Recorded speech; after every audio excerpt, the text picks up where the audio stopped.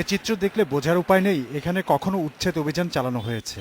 মালিবাগ, মগবাজার, কারওয়ানবাজার ও নাখালপাড়া সহ রাজধানীর প্রায় সব জায়গায় রেললাইনের পাশে আবারও গড়ে উঠেছে দোকানপাট ও বাজার। ইঁদুর বেড়াল খেলার মতো উচ্ছেদের পরপরই আবারও বসছে ভাসমান দোকান। এখানে উড়াই দিয়েছিল অনেক গরিব মানুষ, আমরা কি করে খামু? আমরা সরকারে আমরা জায়গা দেখ, আমরা এনতে উঠতে দাম এই পুলিশের দাও দিতেছে, যাইতাছে, আয়া বইতাছে, এই খেলা। দোকান অন্য দিকে অ্যাডভান্স নিতে পারে না, ওই খেলতে দেখা যাইতেছে, আবার আমরা বসি। সারা দেশে প্রায় ২৯০০ কিলোমিটার রেলপথের বিপরীতে রেল পুলিশ আছে মাত্র ১,০০০।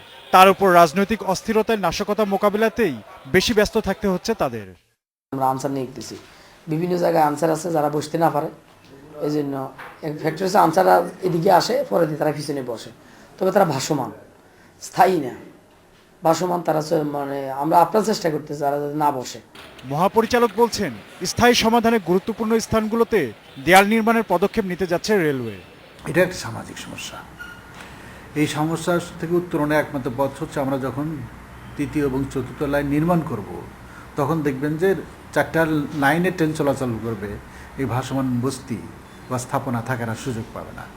আপাতত রেল লাইনের আশেপাশে স্থাপনা উচ্ছেদ স্থগিত রেখেছে রেলওয়ে। তারা বলছেন, যাত্রী নিরাপত্তাই এখন তাদের সবচেয়ে বড় চ্যালেঞ্জ।